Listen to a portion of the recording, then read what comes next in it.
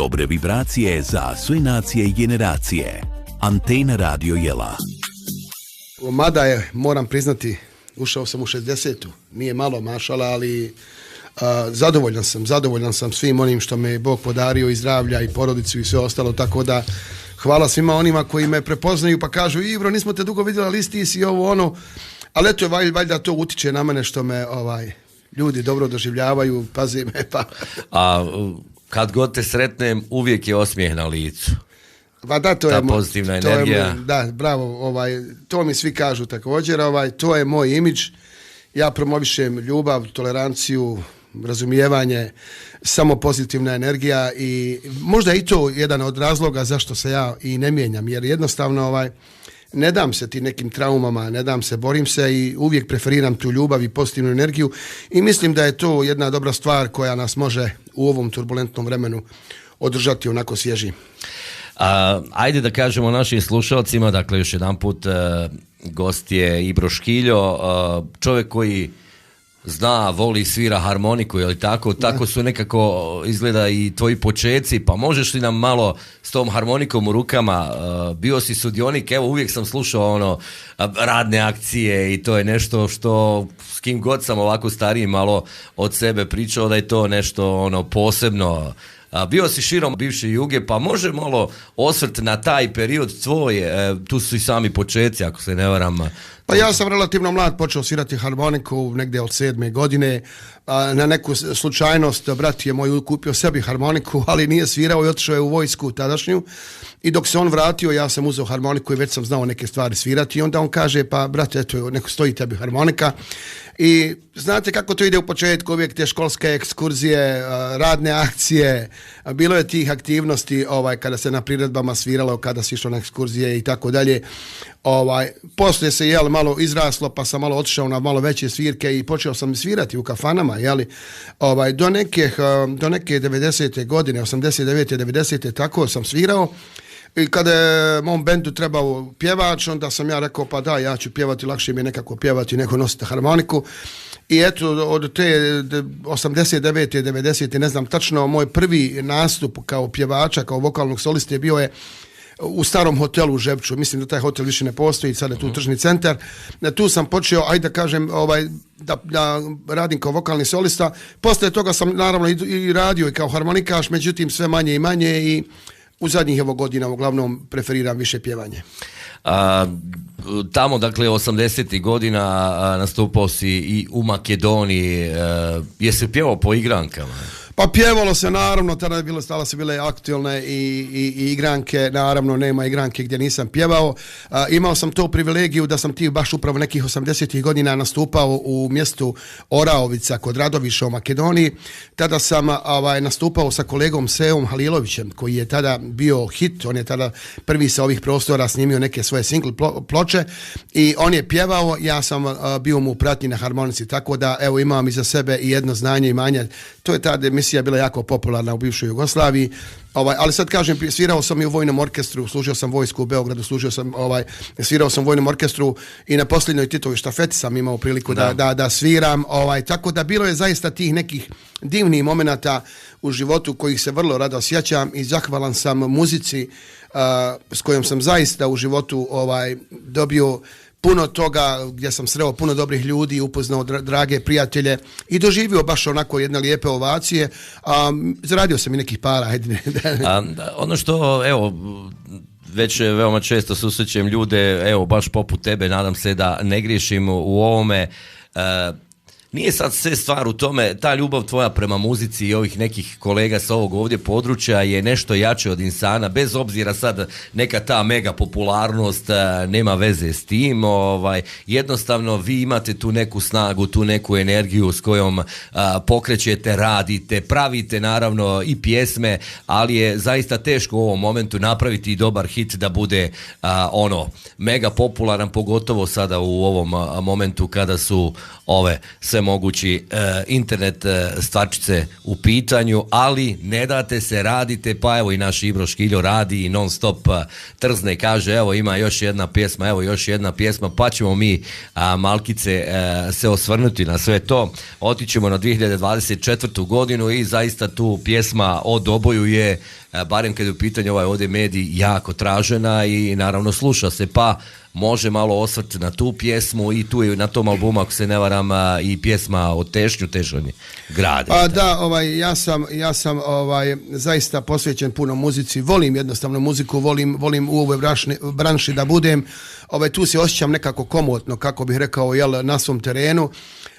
A opet s druge strane trudim se da nešto i ostavim iza sebe, da ostavim nekog trajnog traga kada je u pitanju muzika.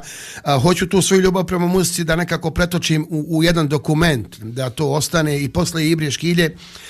Što se tiče pjesme o Doboju, to je moja pjesma koju sam ja originalnu verziju snimio 1993. godine. Tu muziku je radio Almir Hadžkadunić Mija, a Miralem Hadžić je pisao pjesmu, moj prijatelj iz Pridjela. I onda, obzirom da je ta pjesma na neki način postala i moja lična karta i prepoznatljiva pjesma, odlučio sam 2024. da ponovo snimim tu pjesmu u novom aranžmanu i naravno u kvalitetnoj produkciji. I mogu reći da je 2024. godina meni bila nekako najplodonosnija, jer sam ja tada uradio 5 pjesama, uradio sam pjesmu o Doboju, uradio sam pjesmu, novu pjesmu Neka ta sreća prati, uradio sam 3 kavera i za sve sam to uradio spotove. Dakle, bila je to zaista jedna godina kad sam baš onako udarnički radio i zaista iskoristio ovu priliku da se zahvalim svim mojim, evo da ne kažem fanovima, jednostavno ljudima koji slušaju moju muziku. Oni su mi inspiracija bili da radim sve to, tražili su da nešto napravim, ja sam napravio i poslije 2024. godine i trudim se da svaki put budem level više, da idem korak iznad, tako da eto i posle te 2024. napravili smo fini poslova. Pjesma Tešanj grade? Da, Tešanj grade, sad ću ovako, možda ljudi su me i privatno pitali. Tešanj grade je postojala jedna pjesma u jednoj drugoj formi, tekstualnoj formi, a opet i ta prva verzija Tešanj grade je nastala na formi jedne pjesme, čini mi se da se zove Banja Luko tebe vrba zdijeli. To je, ajde na neki način, improvizacija na tu temu, ili kako kažu, varijacija na temu. A onda je moj prijatelj Anto Škoro napisao dodatnog teksta, jer smo mi pjesma o Tešnjem gradu pretvorili i u jednu ljubavnu priču. Tako da ja sam tu pjesmu odlučio da snimim, obzirom da ja dosta radim u Tešnju, imam dosta prijatelja, da osjećam Tešanj kao svoje mjesto i nakon Doboja htio sam da snimim pjesmu i u Tešnju i odabrao sam svog prijatelja Antu Škoru, koji je sa mnom više od 4 godine, druži se, podržava mene u ovom mom poslu i onda sam dogovorio sa Antom Škorom da mi to zajedno otpjevamo i snimili smo i Tešanj grade, snimili smo spot gore na Gradini, snimili smo Tešnju i zaista sam sretan zbog te pjesme da smo je obojili u jedno novo ruho i da imam sad pjesmu i o Doboju i o Tešnju i meni je još želja da snimim pjesmu i o Maglaju, zato što imam dobre veze i konekcije sa Maglajem, pa eto, nadam se da će biti za Maglaj nešto.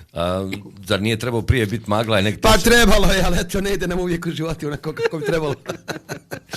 Dobro, evo uvijek nasmijani Ibro Škiljo, čovjek koji nas uveseljava, koji pjeva odlično i naravno pleni naravno sa svojim osmijehom, a naravno i svojim glasom. Talas i antena radija 88,7 FM stereo, a nismo imali priliku ovako da predstavimo pjesmu Trag ljubavi, ona je izašla u prošloj godini, pa eto možeš malo da nam se osvrneš na ovu ljubavnu pjesmu. Pa ja koje je radio, kažem, opet preferiram tu ljubav, pa na ovakav ili na onakav način, Trag ljubavi, radio sam tekst, a muziku i aranžman je radio moj kolega Adis Mojanović, koji mi je ujedno i muzički producent.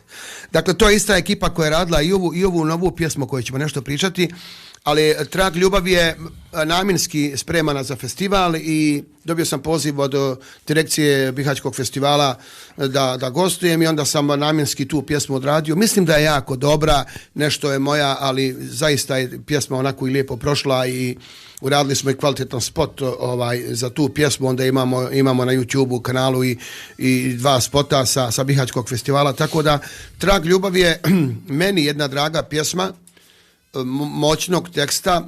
Se radi o pjesmi koja je ovako malo za, hajde da kažem, one koji tuguju jedni za drugim, koji su se rastavili, koji nisu imali te sreće da budu zajedno, a uživali su u ljubavi, voljeli se.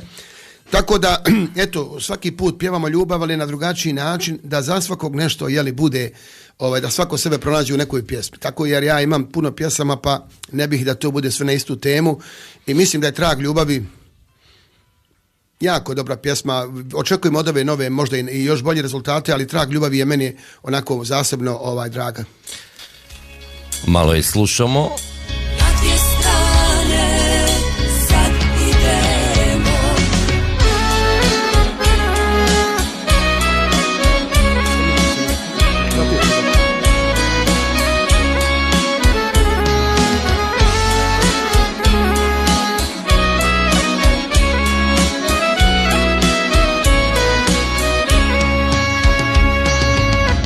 Svake noći u snove mi svratiš, tada bude sve bajno i krasno, ali jutrom iz sna kad se budim, shvatim da je za nas ipak kasno. Svake noći u snove mi svratiš, tada bude sve bajno i krasno, ali jutrom iz sna kad se budim, shvatim da je za nas ipak kasno. Shvatim da je za nas ipak kasno. Na dvije strane sad idemo, trag ljubavi iz srca se briše. Sad smo ti i ja, samo stranca dva, a htjeli smo mnogo više.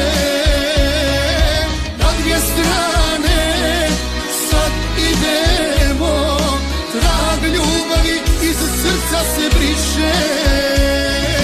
Sad smo ti i ja, samo stranca dva, a htjeli smo mnogo više.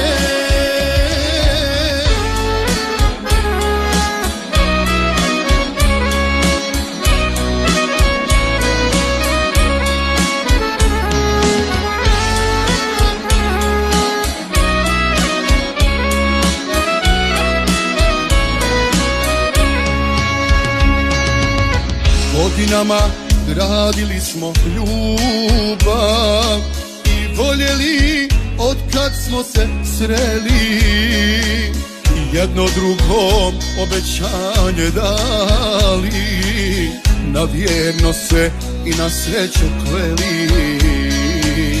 Godinama gradili smo ljubav i voljeli od kad smo se sreli, jedno drugom obećanje dali, na vjerno se i na sreću kleli, na vjerno se i na sreću kleli. Na dvije strane sad idemo, trag ljubavi iz srca se briše. Sad smo ti i ja, samo stranca dva, a htjeli smo mnogo više. Na dvije strane sad idemo, trag ljubavi iz srca se briše. Sad smo ti i ja, samo stranca dva, a htjeli smo mnogo više. Talasi Antena radija, Trag ljubavi, Ibro Škiljo, pjesma iz 25. s kojom je nastupio na Bihaćkom festivalu, pa evo, možda malo utisaka sa tog Bihaćkog festivala, jedno iskustvo, sasvim sigurno, nastupio si u revijalnom dijelu, pa mali osvrt. Pa jako sam sretan što sam nastupio na takvoj jednoj manifestaciji. Bihaćki festival je internacionalnog karaktera i jedan je od najvećih u regionu. Dakle, 3 večeri su bili festivala. Ja sam nastupio u 3. večeri revijalnoj, kada je bila Snježana Đuršić, Nihad Alibegović i Adnan Nezirov specijalni gosti, tako da mi je bilo i čast i privilegija da upoznam i kolege pjevače i muzičare koje nisam ranije imao priliku da lično upoznam.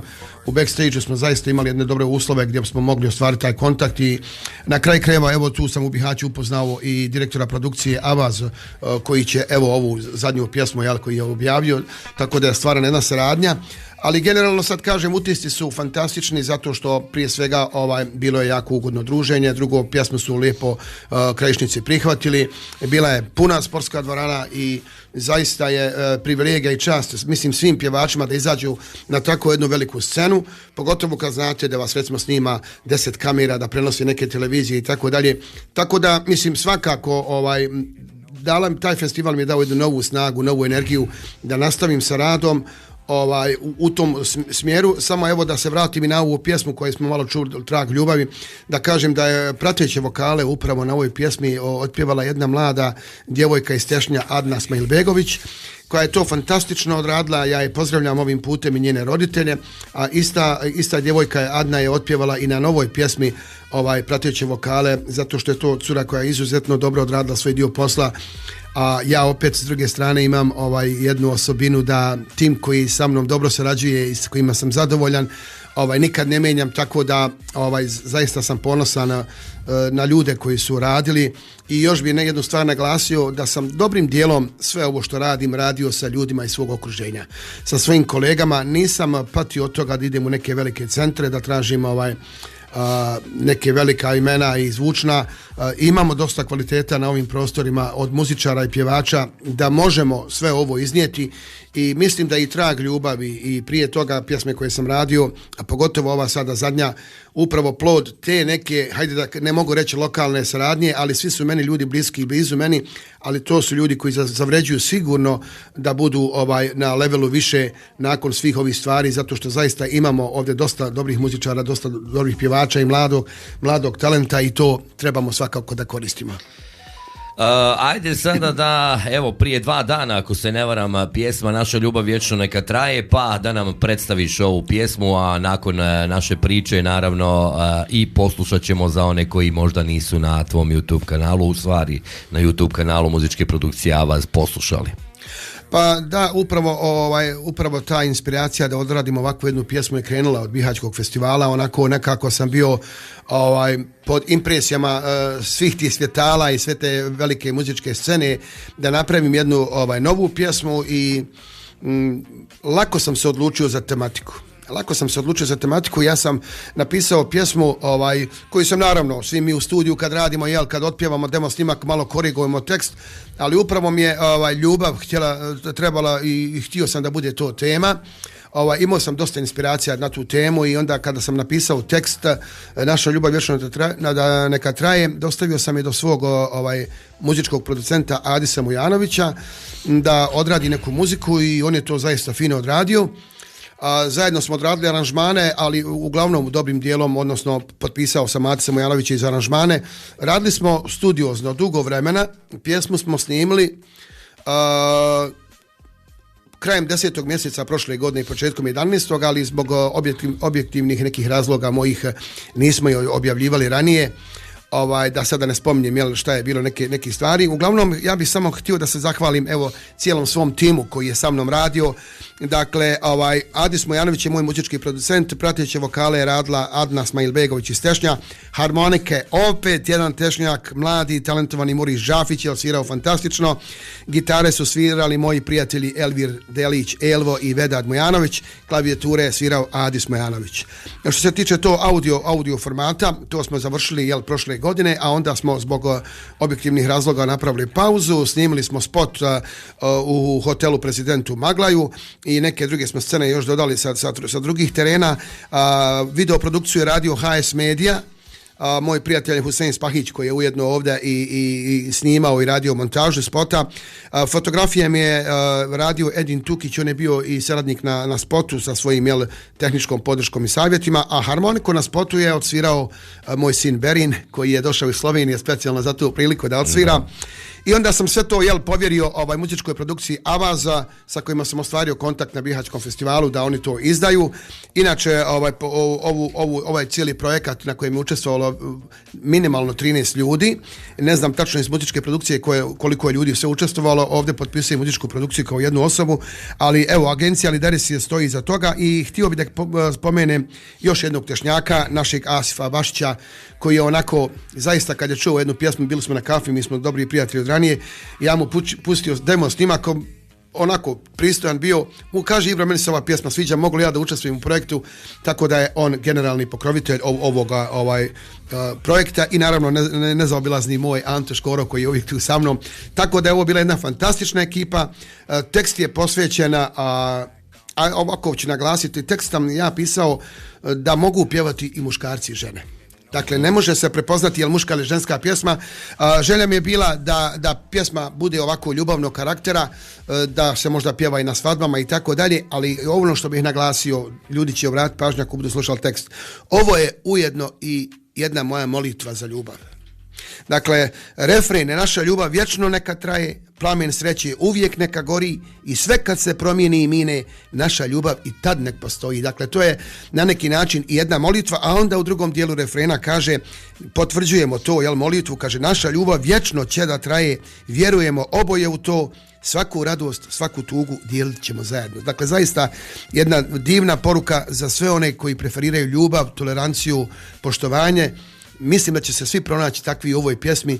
Ja im želim da ih ova pjesma zatekne u zdravlju, dobrom raspoloženju i blagostanju, da je slušaju, da podijele sa YouTube kanala muzičke produkcije Avaz i naravno da evo traže ovdje u Radio Anteni, bit će snimak da traže da je slušaju. Naša ljubav vječno neka traje, Ibro Škiljo, nova pjesma i naravno prije nego što je poslušamo premijerno na talasima Antena radija. Ibro, planovi za budućnost, gdje se pjeva, šta su planovi za ovu 26. godinu? Pa u svakom slučaju, evo ja danas posle Radio Antene imam još dogovorena dva intervjua gdje naravno trebam promovisati ovu pjesmu. Iza mene stoji sada ovoga puta i muzička produkcija Avaz koja daje i svoj jedan impuls ovoj pjesmi. Ali ide mjesec Ramazan i ja bih ovom prilikom iskoristio priliku da svim slušaocima koji dočekuju i raduju se ovom blagdanu da čestitam mjesec Ramazana, da isposte onako kako je najbolje, sa lakoćom. I naravno posle Ramazana imamo već dogovorenu jednu tezgu, jednu svirku u Maglaju i naravno nastavljamo sa promocijom i ima tu uvijek bude neki privatni svirki i svadbi i tako dalje, ali u svakom slučaju što se tiče diskografije neću stati. Ovo je ukupno moja 30. pjesma. Dakle, ukupno u studiju što sam napravio snimke je 30 pjesama, od toga bar za 20 pjesama imam urađene spotove. I ja ovako imam, da kažem, i jedan nijet i jednu želju da nastavim ovim putem, da ostavljam iza sebe neke muzičke tragove, jer mislim da svako od nas ko radi ovaj posao treba da ostavi i trajne zapise i drugim generacijama, da to bude ujedno i motivacija da drugi ljudi rade, a na kraju krajeva da nas i ne zaborave, jel tako? Hvala Ibro na ovom gostovanju, naravno slušamo pjesmu Naša ljubav vječno neka traje, radujemo se novim pjesmama Ibre Škilje u budućnosti, ako Bog da puno zdravlja i tih lijepih osmijeha i svako dobro Hvala još jednom, lijep pozdrav i želim svako dobro svim ljudima. Evo, poštovani slušalci, bio je to Ibro Škiljo, Naša ljubav vječno neka traje, nova pjesma na talasima Antena radija. Dobre vibracije za sve nacije i generacije. Antena radio Jela.